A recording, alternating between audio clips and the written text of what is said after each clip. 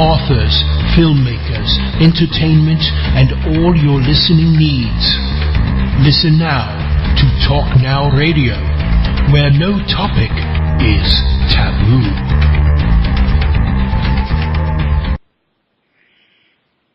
Hello, everyone. Welcome to Talk Now Radio. This is your host, Royce the Redneck Radio Man. And joining me tonight is going to be Deborah Laval.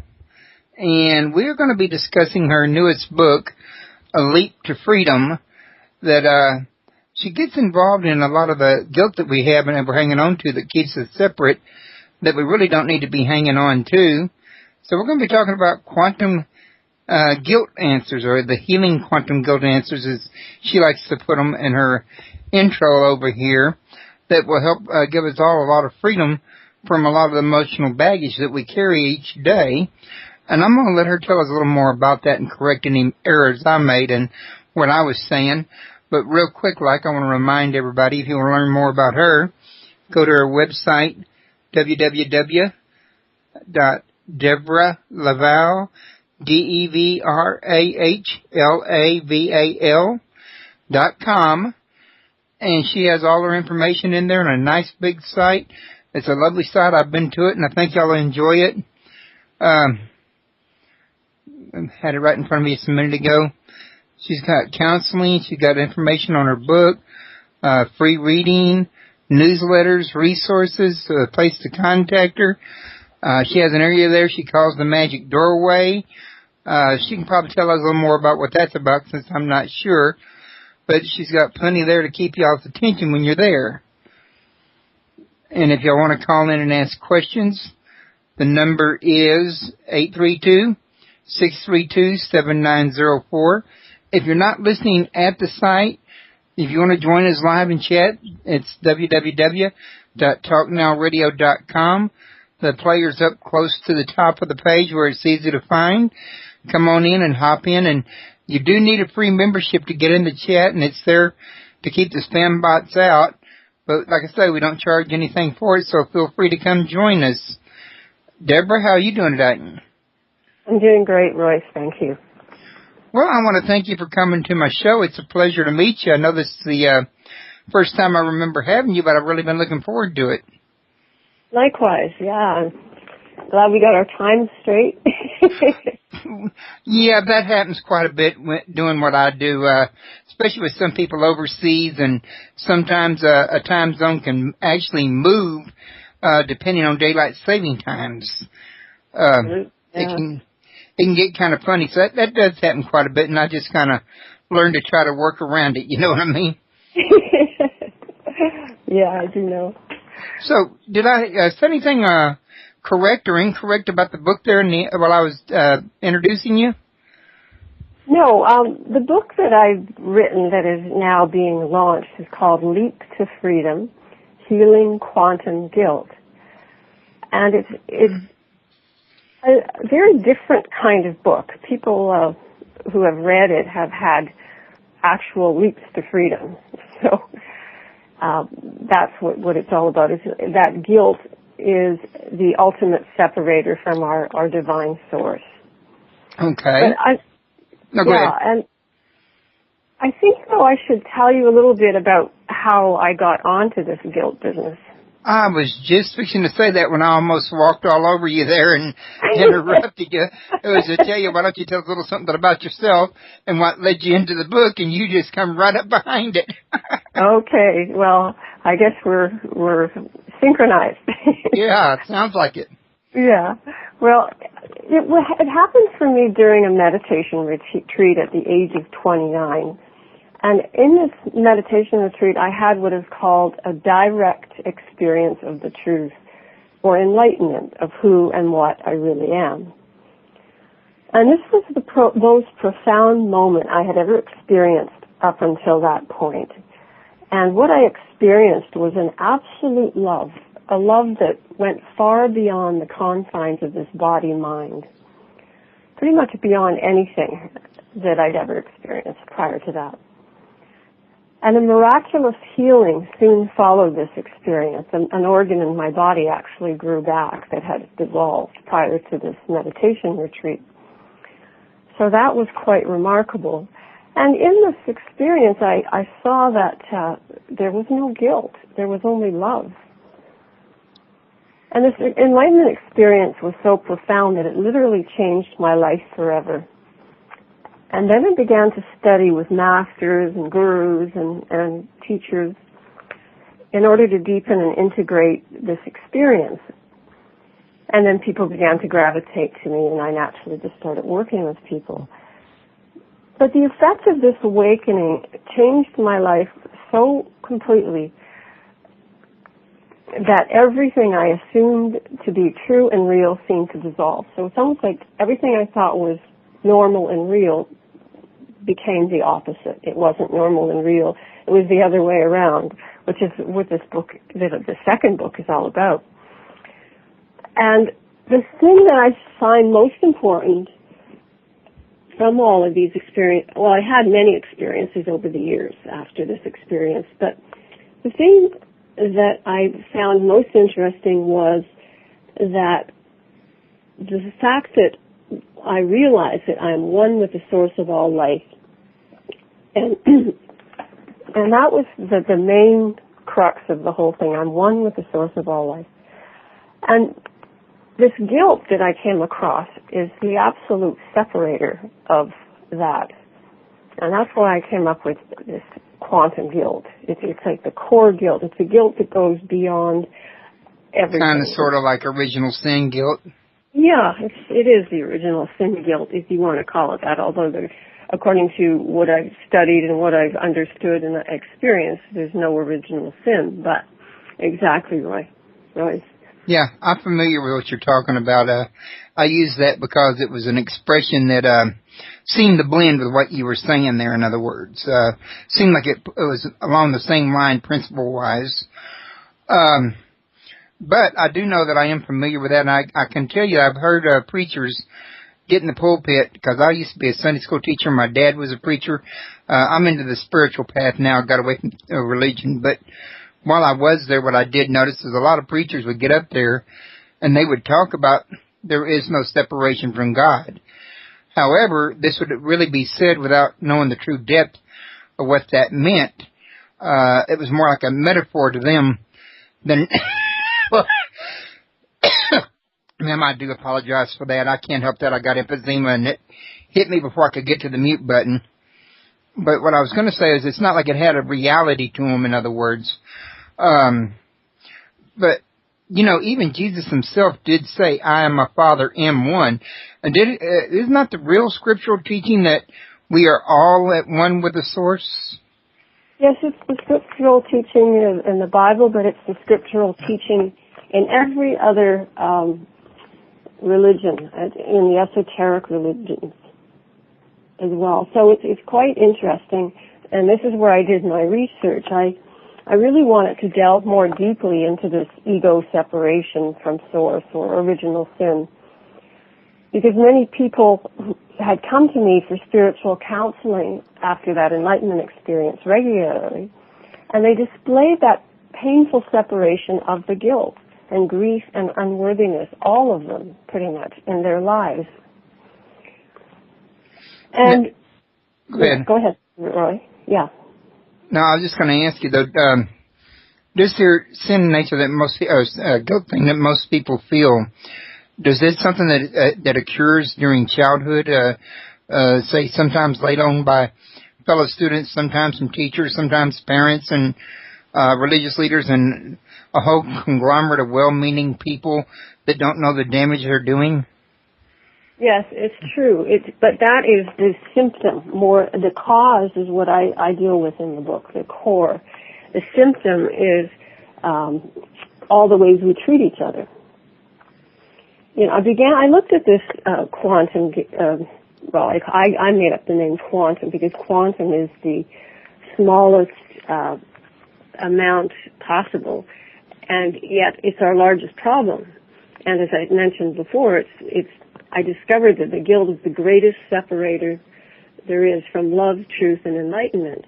And when we've already separated from our love, from our truth, from our sense of who we really are, what we do with that is we project and are put onto others all these negative qualities that we feel in ourselves. And that's why the preachers or the kids at school or teachers or anyone for that matter, that's why they do this kind of thing to each other. This is why they project this onto each other, because of this core guilt that they're feeling in themselves. And one of the things that I did is I started to look at the neurotic feelings of guilt to begin with. I discovered, though, that this is a much larger problem. I looked at the existential guilt and the psychological guilt and the basic guilt that we throw around all the time at that level. But really, it's a much larger problem. It's not just the guilt of, I did something wrong, or I shouldn't have, I should have done this, I shouldn't have done that. It's much larger. And what I saw is that the guilt not what we think it is, it all stems from the quantum guilt. And the guilt that I speak of in my book runs our whole life and is based on the wrong belief that we have separated from our true and divine self. So what it is really is that we believe that we've separated from our source. We really believe that we've done something terribly wrong and that we deserve to be punished. And so what we do is punish ourselves and each other at the same time, which is why we have war and why we have violence and everything else. It's not because of actions. It's because the guilt was there before the actions even happened. Wow. Yeah. And this is something that's really deeply rooted from early on then. And what do you recommend that people do to overcome this? Well, there's really anything this is really true yoga. This is the absolute true yoga, in that yoga is union, and anything apart from that is separation. So it's very simple. But we want to return to our oneness, because when we're separate from our oneness, we're in this unconscious or quantum guilt. When we're one with ourselves, we're in a whole different place where we see through divine eyes. We see each other from a place of love rather than a place of separation and guilt and unworthiness and everything else. So everything that we see in our world is us. And that's the real core. It's the belief that we separated from ourselves. And so the antidote to that is beginning to see our oneness. And it's hard to do because we're so convinced that we're separate from another. You look at another, and there's a body over there. It's like the Course in Miracles says that if you see each other as a body only, you're only going to see sin in each other. Sin and separation. But if we see each other as something much larger than just the body, mind, which we are, anything that is impermanent, how can we see it as the truth? Because it's impermanent. So anytime we just look at another's body, their accomplishments, their health, their this or that, we're not seeing them. We're seeing their separation. We're not seeing the love in each other. And even the fact that we could create, such violence or war in our world it's almost like a kindergarten in a way. People have not touched that oneness in themselves, have not seen each other as one at all, that they could think that was okay somehow. Okay, so how do you, though, if you're looking at somebody that you know is a known rapist, or you might have just saw him commit a rape or a murder or some hideous crime or something, how do you bring yourself to look beyond that and look at them as being one with you and with the Creator? Well, in a situation like that, someone is in deep separation. That means they're deeply removed from love. And often when people go into the lives of these people after they've been caught for their crime, some of them have had horrendous childhoods. And they've been so deeply separated from love, it's like they have no sense of what's correct.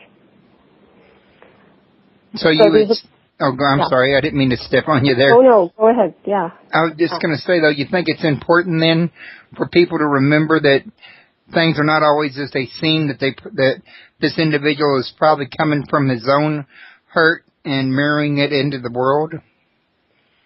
Absolutely. They're deeply wounded, they're deeply hurt, and they're deeply separate from their source. And this is why I was saying earlier, separation is the cause of all evil. This core separation, the belief that we're not one. Because if you were one, you couldn't do that to another. If you were one, you couldn't hurt another.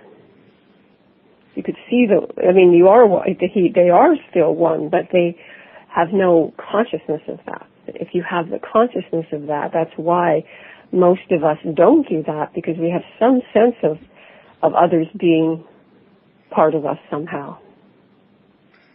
Now, where do you think that this guilt and this separation, or should I say perceived separation, where do you think it has its origins at? This perceived separation, well, I talk about the Big Bang in my book and where everything originated from. And the scientists and the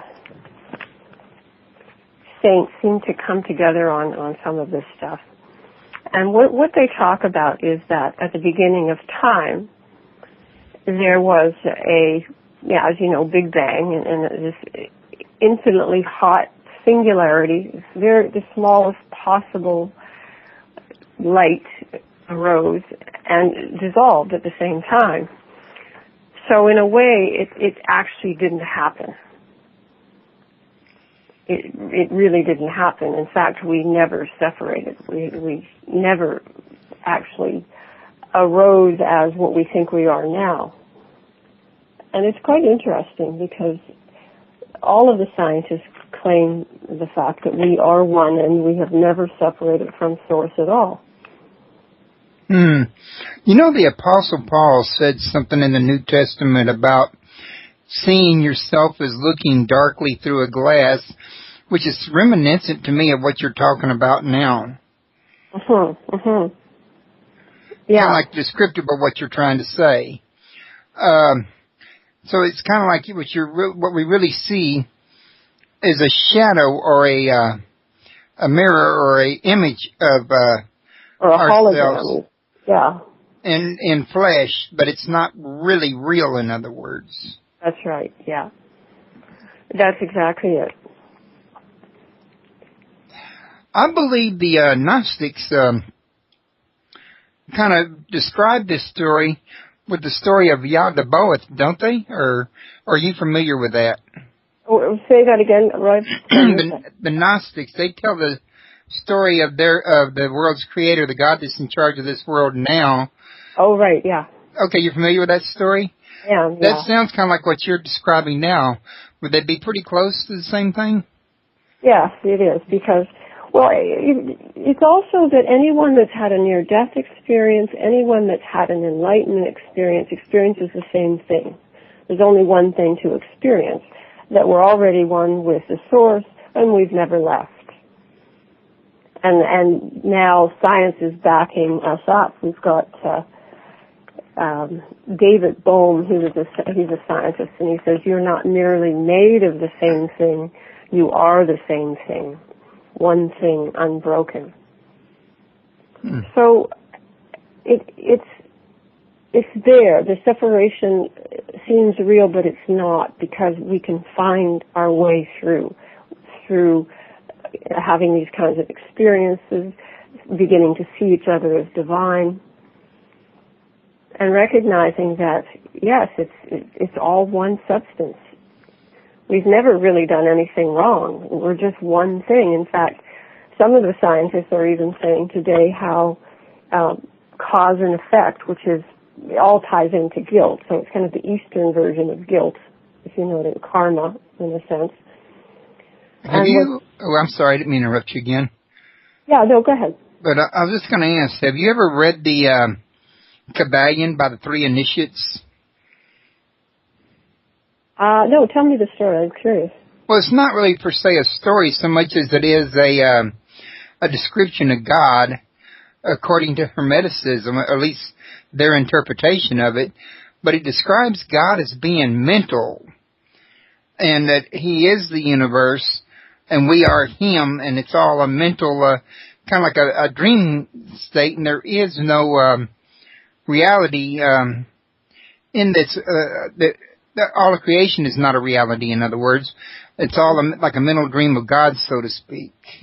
Right. Yeah, I'm totally in line with that. That's exactly what I'm saying from this angle. That when you see the truth, you recognize that it's an illusion. You recognize that everything that we thought, that was what I started my book with, is a dream, where I felt in the dream I had killed somebody. And it wasn't intentional. And I was fighting with them. I don't know. It could have been another lifetime. I could have been a man. But I had big boots on, and I was fighting with them, and I kicked them into a pool of water. And then they started to drown, and I tried to pull them out. I tried to save their life, but they were too heavy, and I couldn't get them out. And something happened that was very interesting after that, is that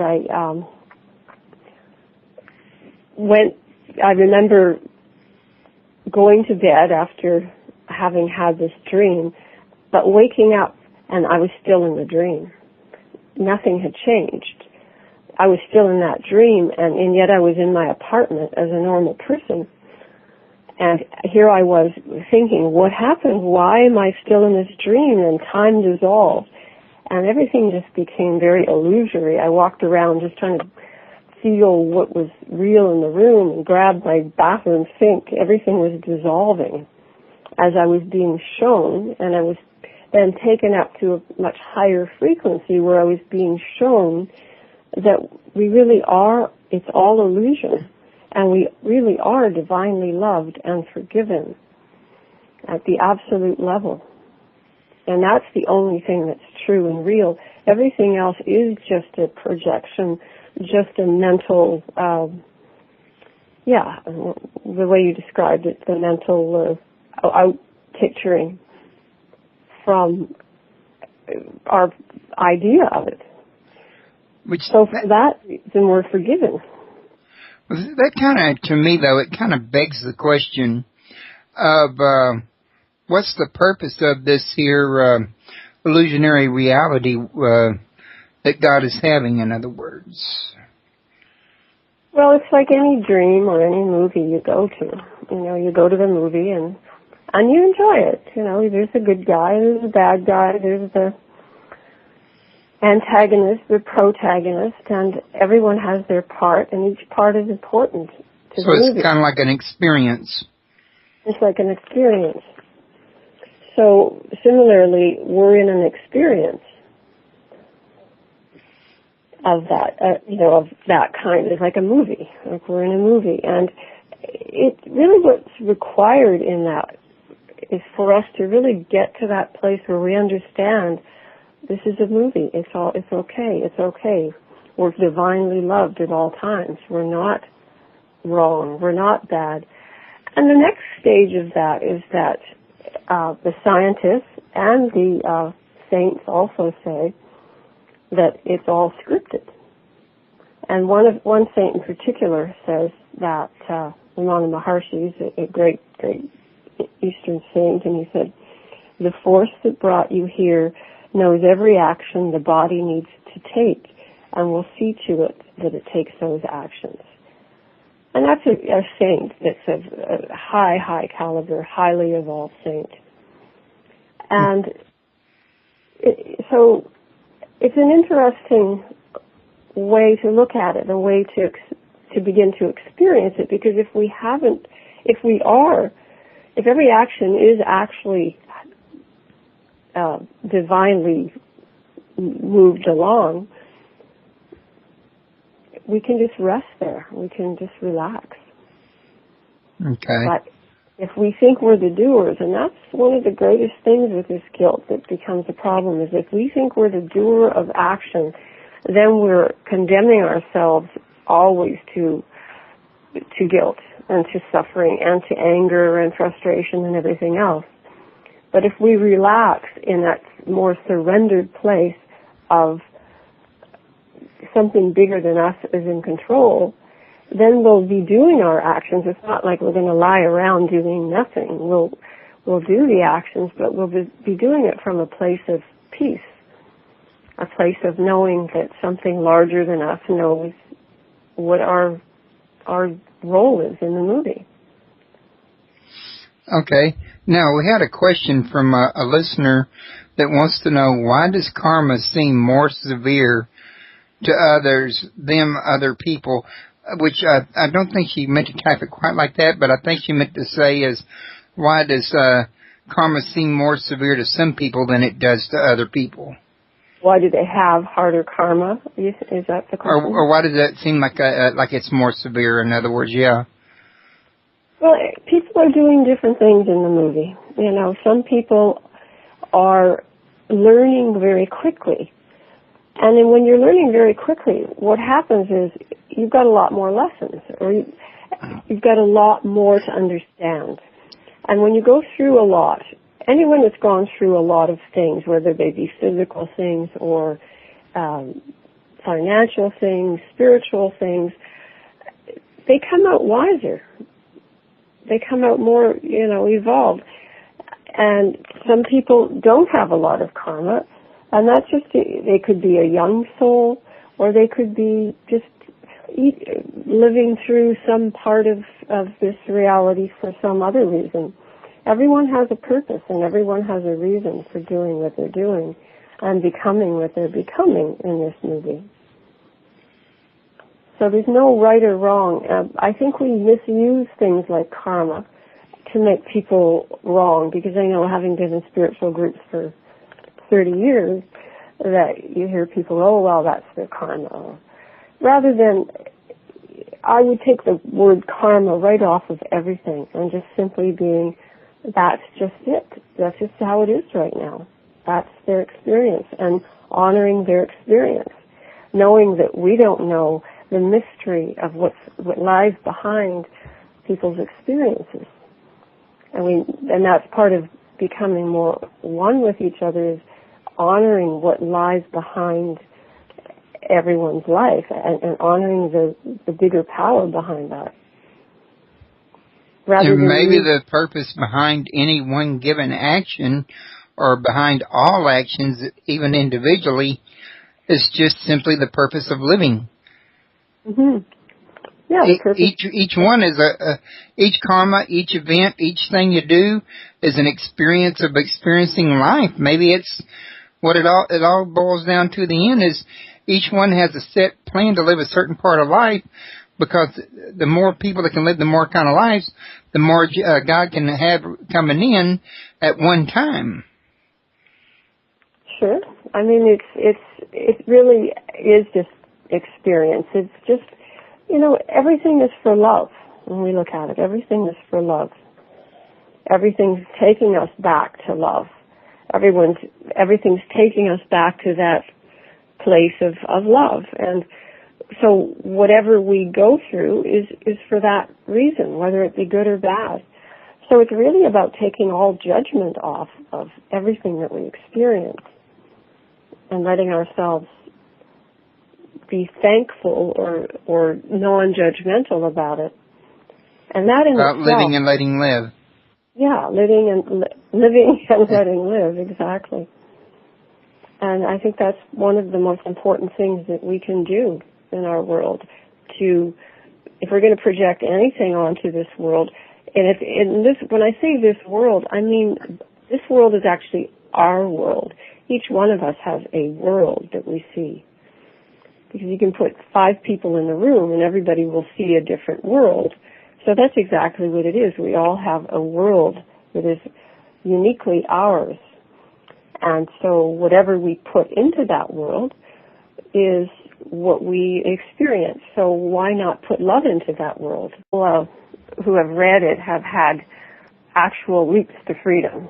So that's what it's all about. Is that guilt is the ultimate separator from our divine source.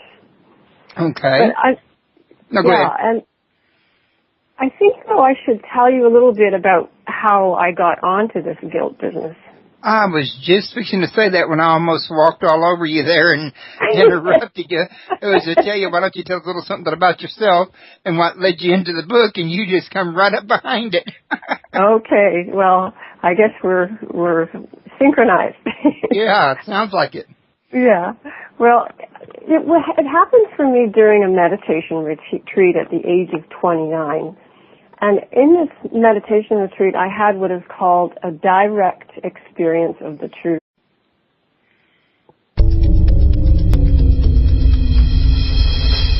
For authors, filmmakers, entertainment, and all your listening needs. Listen now to Talk Now Radio, where no topic is taboo.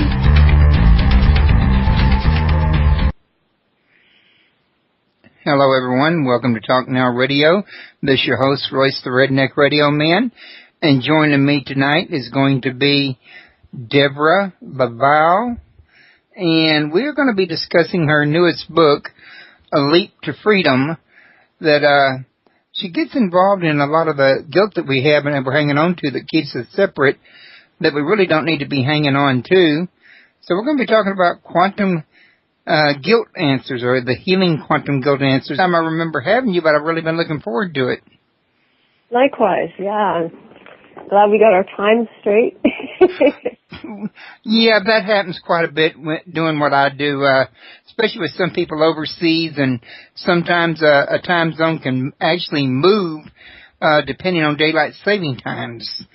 Yeah. It can get kind of funny, so that does happen quite a bit, and I just kind of learn to try to work around it, you know what I mean?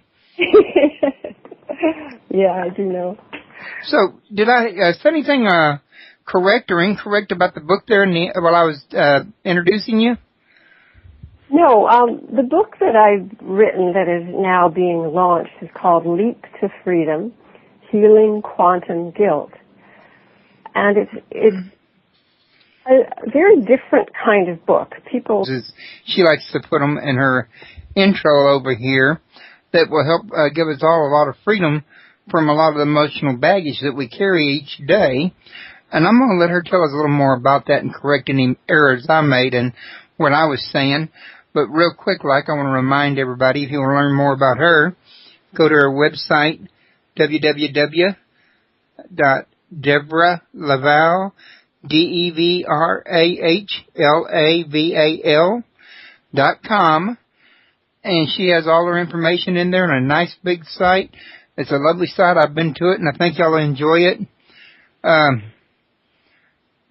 had it right in front of me just a minute ago. She's got counseling. She's got information on her book, free reading, newsletters, resources, a place to contact her. She has an area there she calls the Magic Doorway. She can probably tell us a little more about what that's about since I'm not sure. But she's got plenty there to keep y'all's attention when you're there. And if y'all want to call in and ask questions, the number is 832-632-7904. If you're not listening at the site, if you want to join us live and chat, it's www.talknowradio.com. The player's up close to the top of the page where it's easy to find. Come on in and hop in, and you do need a free membership to get in the chat, and it's there to keep the spam bots out. But like I say, we don't charge anything for it, so feel free to come join us. Deborah, how are you doing today? I'm doing great, Royce. Thank you. Well, I want to thank you for coming to my show. It's a pleasure to meet you. I know this is the first time